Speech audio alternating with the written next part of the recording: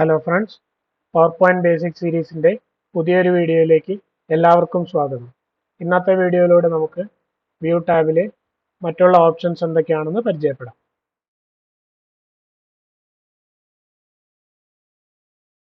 ഇന്നത്തെ വീഡിയോയിലൂടെ നമുക്ക് ഇവിടെ വ്യൂ ടാബിലെ ഷോ, സൂം തുടങ്ങിയ ഗ്രൂപ്പുകളെ കുറിച്ച് മനസ്സിലാക്കാം. അപ്പോൾ ഇവിടെ ആദ്യം ഷോ എന്ന ഗ്രൂപ്പിൽ നമുക്കിവിടെ റൂളർ എന്നുള്ളൊരു ഓപ്ഷൻ കാണാം. ഞാനിതിൽ ക്ലിക്ക് ചെയ്ത് കഴിഞ്ഞാൽ ടോപ്പിലും ലെഫ്റ്റ് സൈഡിലുമായി ഒരു സ്കെയിൽ പോലെയുള്ള ഒരു ഓപ്ഷൻ ഇവിടെ പ്രത്യക്ഷമായത്. നമുക്ക് ഏതെങ്കിലും ഒരു ഷേപ്പ്, ഇതുപോലെയുള്ള ഈ ഷേപ്പുകൾ ഇവിടെ അറേഞ്ച് ചെയ്യാനായി ഈ ഒരു ഓപ്ഷൻ ഉപയോഗിക്കാം. ഞാനിവിടെ ഒരു സ്ലൈഡ് ആഡ് ചെയ്യുകയാണ്.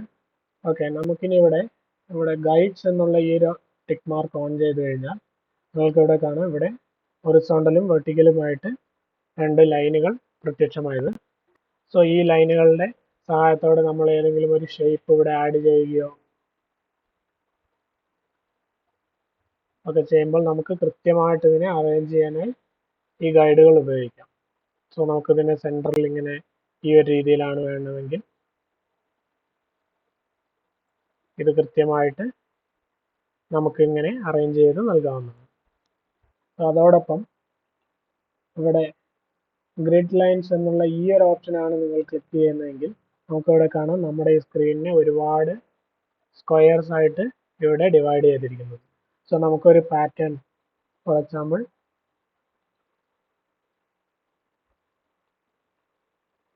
ഞാനൊരു റെക്റ്റാങ്കിൾ ഇവിടെ ക്രിയേറ്റ് ചെയ്തിട്ടുണ്ട്. തൽക്കാലം ഇത് ഡിലീറ്റ് ചെയ്യുകയാണ്. ഈ ഒരു റെക്റ്റാങ്കിളിനെ ഞാൻ ഡ്യൂപ്ലിക്കേറ്റ് ചെയ്ത്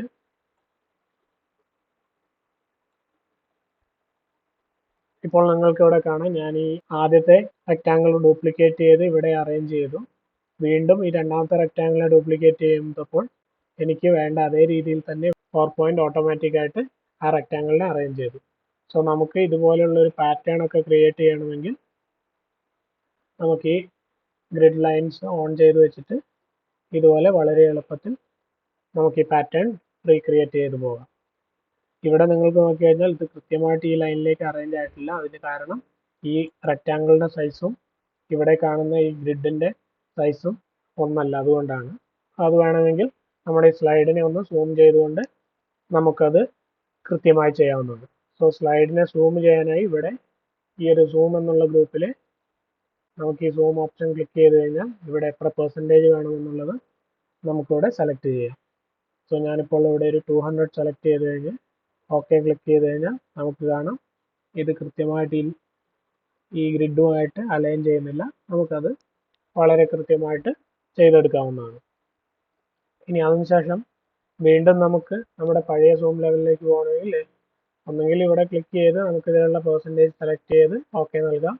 അതല്ല എങ്കിൽ ഇവിടെ എത്ര പെർസെൻറ്റേജ് ആണ് വേണ്ടതെന്നുള്ളത് ടൈപ്പ് ചെയ്ത് ഓക്കെ നൽകാം.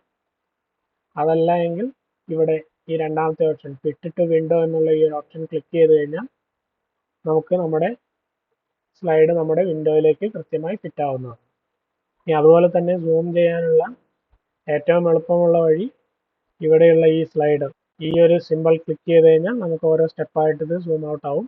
അതുപോലെ തന്നെ ഇവിടെയുള്ള പ്ലസ് ആണ് ക്ലിക്ക് ചെയ്യുന്നതെങ്കിൽ സൂം ഇൻ ആയി വരുന്നതാണ്. അതുമല്ലെങ്കിൽ ഈ ഒരു സ്ലൈഡർ ക്ലിക്ക് ചെയ്ത് നമുക്ക് നമ്മുടെ സൂം ലെവൽ ചേഞ്ച് ചെയ്യാവുന്നതാണ്. നമ്മൾ കഴിഞ്ഞ വീഡിയോസിൽ ഡിസ്കസ് ചെയ്ത റീഡിംഗ് വ്യൂ, സ്ലൈഡ് സോർട്ടർ തുടങ്ങിയ വ്യൂസ് എല്ലാം നമുക്ക് ഇവിടെ നിന്നും ആക്സസ് ചെയ്യാവുന്നതാണ്.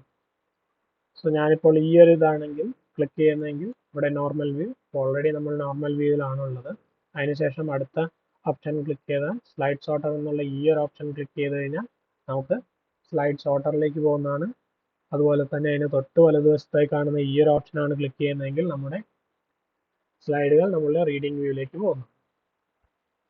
ഇനി നമ്മൾ കഴിഞ്ഞ വീഡിയോയിൽ ഡിസ്കസ് ചെയ്തതാണ് നോട്ട്സ് എന്നുള്ള ഒരു ഓപ്ഷനെ കുറിച്ച്. നമുക്ക് ഇവിടെ ഷോ എന്നുള്ള ഈ ഗ്രൂപ്പിൽ നോട്ട്സ് എന്നുള്ള ഒരു ഈ ഓപ്ഷൻ കാണാം. അതിൽ ക്ലിക്ക് ചെയ്ത് കഴിഞ്ഞാൽ നമുക്കിവിടെ ഈ സ്ലൈഡിന് താഴെയുള്ള ഏരിയയിൽ ഒരു നോട്ട്സ് പെയിൻ ഓപ്പൺ ആവുന്നതാണ്. ഇവിടെ നമുക്ക് എന്തെങ്കിലും നമ്മളുടെ സ്ലൈഡിനെ കുറിച്ചുള്ള അഡീഷണൽ ഡീറ്റെയിൽസ് എന്തെങ്കിലുമൊക്കെ ഇവിടെ ടൈപ്പ് ചെയ്ത് നൽകാവുന്നതാണ്. നമ്മളുടെ പ്രസൻറ്റേഷൻ്റെ സമയത്ത് ഇത് നമുക്ക് വളരെ ഹെൽപ്ഫുൾ ആവുന്നതാണ്.